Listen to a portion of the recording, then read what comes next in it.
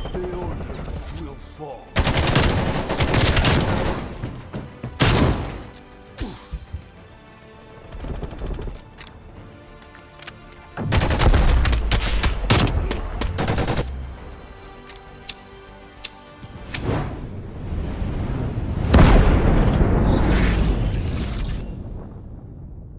What's going on, everybody? This is dkdynamite, and tonight we're going to be talking about the latest update in Cold War Year 2, the mystery patch, new marketing from Call of Duty today, and even an awesome update for hardcore Black Ops fans. Definitely stay tuned. But before we jump into that, be sure to hit that subscribe button down below, drop a like, and make sure you have notifications on to stay up to date with everything going on in Cold War Year 2, Warzone, Vanguard, and even Modern Warfare 2. But with that being said, for those out there that were a bit confused as to why there wasn't a hardcore 24/7 WMD playlist, Treyarch went ahead and tweeted late last night. They went ahead and put that into the game now. It was probably a mistake that they didn't have it to begin with, and I was reminded by the legend himself, Lego Unlocked, that every time a new multiplayer map does release, there always is a hardcore 24/7 playlist alongside the core one. I wasn't even aware of that because I don't play hardcore too often, but definitely great news for those out there that want to grind some camos while playing WMD. Thank you all for the support as well on all my recent gameplay streams this week and the podcast earlier tonight. There wasn't much going on this week to warrant too many videos, but I had a lot of fun doing open lobbies with you guys, playing some zombies, doing some of the seasonal challenges that I didn't get to finish during year one, and then yesterday was also crazy with the launch of WMD, dropping a nuke live on stream with you guys out there. It's a ton of fun, got some great clips, and all those VODs are available to watch in case you guys missed the streams on the channel right now.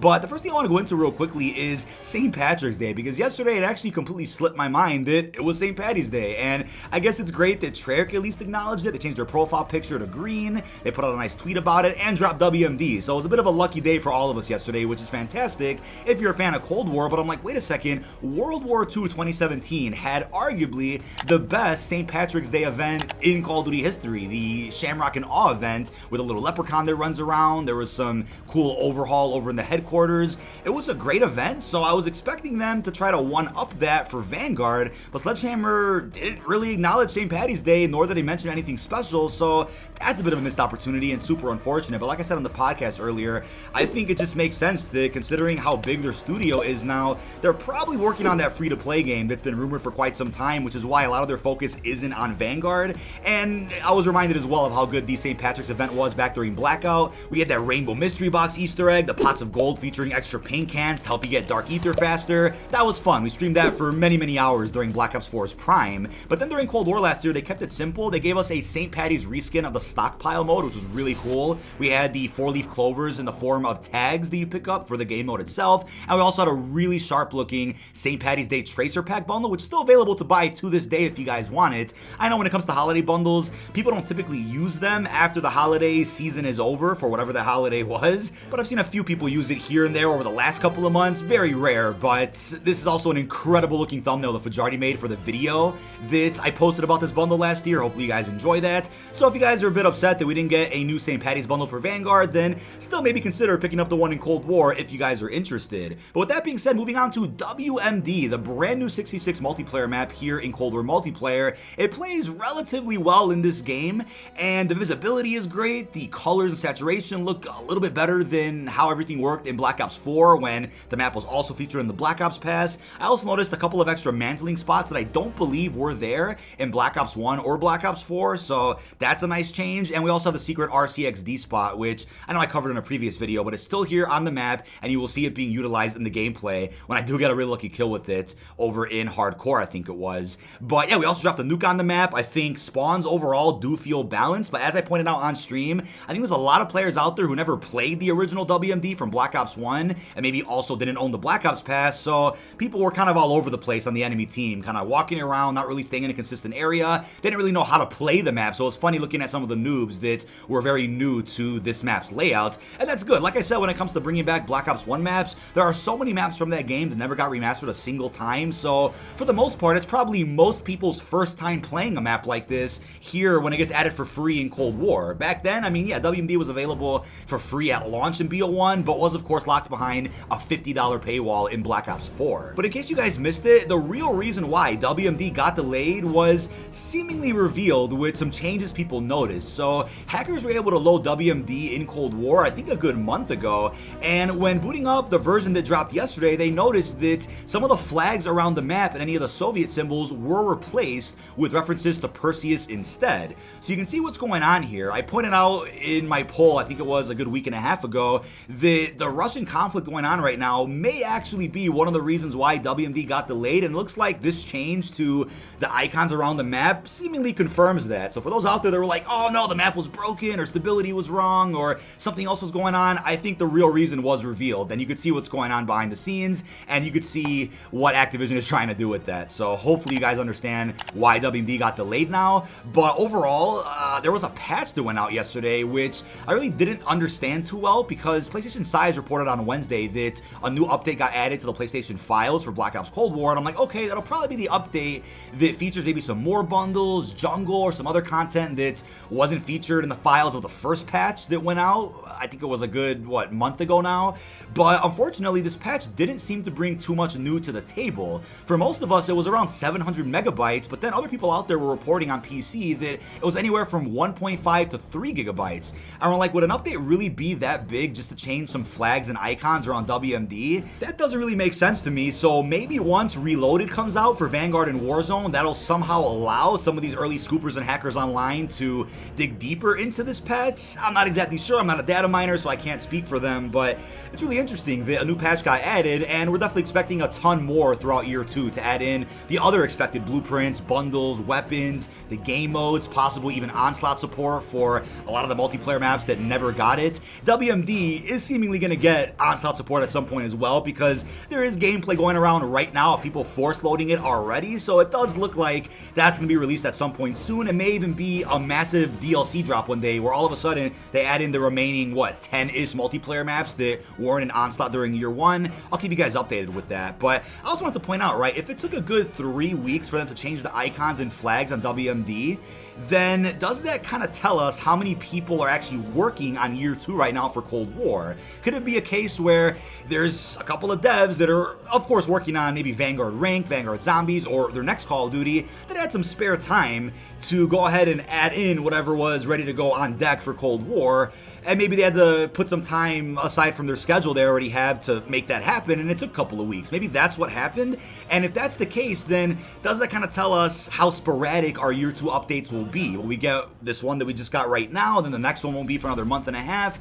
It's totally unknown right now, but if it took that long for the flags and icons, then that is a bit interesting to say the least. But maybe Activision really wanted to wait as long as they possibly could before dropping WMD, so the map does take place in Russia, even though it doesn't really make a difference dropping the map anyway, anytime. I think they wanted to be as sensitive as possible about the current matters around the world right now. Now, we do know that up next is the multiplayer map Jungle, which, hey, I wouldn't mind if the Jungle flooded version of the map got added instead. I actually enjoyed that during Black Ops 4, and I was probably in a very small minority that actually did. But either way, Jungle's a great map. I think it'll play great with Cold War, the kill streak system, the weapons that we have. I'm really excited about that. I know Jungle's been in every Black Ops game to date, except Black Ops 2, I think, but can't complain about extra maps, right? It really doesn't bother me, but if I had my way, I would say, okay, let's remaster a bunch of maps that never got the chance to be from Black Ops 1. Some fantastic maps, like I said, and I think some frontrunners could be Kowloon, Hotel.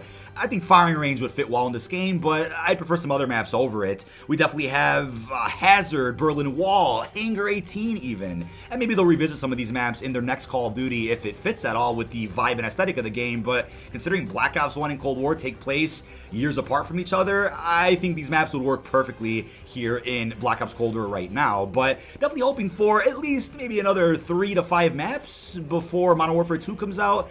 I think we would all love to see that, and then also add Onslaught support alongside that. So it's still up in the air, but I think we're all hopeful right now that we get the most out of year 2 for Cold War.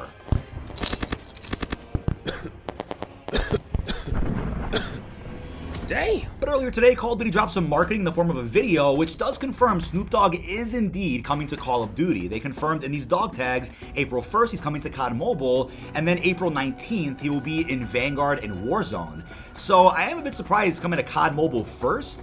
And if you guys are like, well, why didn't they just add him in on 4/20, April 20th? You see what they did there, right? April 1st and then April 19th. 1 plus 19 is 20, quick math, very simple. So that's the reference we get of 4/20 there. And it's still unclear what this drop drop is. I mean, there's pictures going around of his operator skin, so we know he's getting an operator skin that you can use in all these games, but I think there's even a rumor about a voice pack also being added. Maybe he'll be hosting some type of limited time event. You'll hear his voice in every game mode, kind of similar to the pack that we got from Call of Duty Ghost. Maybe that's what's going on here. But to answer your question, no, you will not be able to use Snoop Dogg in Black Ops Cold War or Modern Warfare. It'll just be Vanguard, Warzone, and COD Mobile. Hopefully that clears things up, and I am a bit surprised that they're marketing that right now, which is a good, couple of weeks before it comes to COD Mobile, a solid month before Vanguard and Warzone, but they probably want to build some hype around that, since right now things are pretty quiet around the Vanguard scene. But we then got even more marketing from Raven today, where they posted a picture of Rebirth Reinforced and confirmed that it is releasing next week along with Season 2 Reloaded. So before we talk about Reloaded, let's mention this Perseus icon on the Rebirth Reinforced map, along with the pictures there of our Season 2 Vanguard operators. So that kind of confirms, at least to me right now, as Fajardi even pointed out on the podcast, that this is going to be a World War II reskin of Rebirth Island. So it'll be our first time seeing Rebirth during the World War II era. And remember that blog post a couple of weeks ago which mentions a familiar foe returning? Well, I think the front runners for a familiar foe could be Steiner, Dragovich, or Kravchenko. So that's exciting for hardcore Black Ops fans for sure, but it's also a follow-up to the cutscene that we got at the end of Season 6 for Cold War, where Mason and his crew meet the Butcher. And it's like I've been saying for the past couple of months now, I'm like, I think we're gonna get a follow-up to that cutscene at some point. Not sure when, but it looks like maybe Season 2 will have an outro cutscene, or Season 3 intro will kind of pick up where that left off. Because Butcher was explaining to Mason's crew the story of Season 1, Caldera, and he was narrating another story in the Alps at the beginning of Season 2 to Mason's crew. So I wonder when he's going to be done narrating, what that leads to, but it looks like Rebirth Reinforced may introduce us to the origins of the Perseus group that we saw in the Cold War campaign, and that's also an opportunity for them to also add the extra operator that we know is coming to Cold War. We don't know who it's going to be yet. I think right now everybody's speculating it could be Peck, Kravchenko, a couple of other ideas were thrown out there, Raptor 1 even, but I think if Kravchenko ends up playing a role in Rebirth Reinforced, they might add his classic skin into Cold War as well, which would be awesome. Now we know from the Black Ops 1 campaign mission, Project Nova, where we get a flashback to World War II, that yes, Kravchenko, Dragovich, and Steiner were active during the Second World War. So maybe Rebirth Reinforced is going to pick up on that story a little bit and flesh it out a little bit more. At first I was like, well, is Rebirth Reinforced going to take place in present day 1984? But that wouldn't make sense either, because we know Kravchenko, at least at the end of Forsaken, has gone missing, and if Black Ops 2 is still canon, then he went to Afghanistan, so I don't think Kravchenko could play a role in a Rebirth Reinforced taking place in the 80s. It just wouldn't really fit the current Black Ops canon, but for a World War II era map, they could definitely make that work. Now, we all speculated too that the familiar foe could also be Stitch, but I think if they're gonna give Stitch a comeback, they would probably save that for their next Black Ops game, not a post-launch cinematic cutscene for Call of Duty Vanguard. Now, although we got confirmation that he died, we do have the actor from Stranger Things who we thought was gonna be the main villain of Cold War's campaign, the one and only Perseus, and I know we've learned that Perseus is the group, it's not just one individual like our characters originally thought. We could have a younger version of him somehow be a focus of Rebirth Reinforced, kind of showing the origins of Perseus during the Second World War over at Rebirth Island. That could be the case if they could somehow bring the actor back. Maybe they'll recast them or get a younger actor to play his younger self. Lots of possibilities with that, but like I said, we already got confirmation in the Season 6 outro that this individual did end up dying. Now on this map, we could also see a ship, so the VODIANOY ship from Verdansk may end up popping up in Rebirth. It doesn't look like there's going to be too many new areas on Rebirth Reinforced. What they're probably going to do is reskin some of the buildings, the lighting, maybe add a couple of floors here and there, or some other surprises, hopefully a full Easter egg, because we haven't had one in Warzone in a while. I love covering those. And I don't think Rebirth will change apart from that, but if they still want to tie in the VODIANOY ship to Operation Inversia from Outbreak, where when one of the rockets hit the ocean, it sent that ship into the future. That's why we saw it in Verdansk 2020. Maybe this will be the origins of the VODIANOY ship, where it was originally docked at Rebirth Island. It's a theory right now that's going around, and I think it's plausible to think about as well. But as great as this is for hardcore Black Ops fans, that we're going to be getting some more Cold War narratives told throughout the Vanguard season, I still think it's crazy that Treyarch will end up continue carrying Vanguard's post-launch cycle, not just because of rank play and zombies, but also for the storyline. So I'm just going to safely assume that the remainder of Vanguard's life cycle with the post-launch story we have left isn't really going to focus too much more on any new characters or new operators or Butcher doing much. It'll start diving really deep into that Black Ops lore, which I think is the best route to go considering the lack of interest in Vanguard right now as we know it. So I start tying in some Black Ops connections. I think more people will actually begin to care, especially about the story. And I still think it's a bit problematic that everything going on in the post-launch season right now of Vanguard, or the events I should say from Season 1 and Season 2 where it's during World War II, that all is happening before the events of the Vanguard campaign. So I wonder if we're going to catch up to speed a little bit, maybe by Season 3 or 4, where then we pick up with Task Force Vanguard and maybe get to see what missions they went on after the Vanguard campaign. And then, like I said, we also have the cutscene in 1984 where Butcher's old and he meets Mason and his crew over in Verdansk. And then from there, the Butcher might reveal some information to Mason's crew that they definitely didn't know about when it comes to Perseus, maybe even Reznov. Lots of possibilities with this crossover, but I know for sure I care infinitely more about the post-launch story of Vanguard now that we're going to get some more Black Ops connections. Now, it's not clear in the slightest what's going to be included in the Season 2 Reloaded updates. It's definitely a big question mark if it's going to be a proper Reloaded patch where it has a brand new roadmap and a bunch of surprise content that wasn't on the first roadmap, or if it's just going to be the remaining content that was promised back when Season 2 was marketed a good, month and a half ago. It was pointed out to me on stream today during the podcast that Season 1 was 70 days, and I knew that, but I wasn't aware that Season 2 is also 70 days, or has been since it's still active right now, whereas in Cold War last year, the first season was 70 days, but the remaining seasons afterwards, 2 through 6, were only around 50-ish. So the fact that Season 2 got extended a little bit kind of has me wondering, right, how much surprise content could they add into Season 2 Reloaded if Season 3 is also right around the corner? They probably haven't had much time to throw things together, so as of now, we just know about a couple of little things, right? We know about the Ground War Arms Race mode and then Rebirth Reinforced, and that's really it, an operator, a bundle or two. So I'm curious what's going to happen next week, but I'll keep you guys posted with everything that does happen, whether it's in videos or even streams. I'm probably going to be doing both, but that is about it. This has been dkdynamite. Leave our thoughts down below in the comment section. What are your thoughts on the latest update in Cold War Year 2? How are you feeling about the mystery patch, the marketing we got from Call of Duty today, and also what are your thoughts on the Rebirth Black Ops crossover that we're going to be getting story-wise at the beginning of Season 2 Reloaded? Really hope you've enjoyed, and peace out, everybody.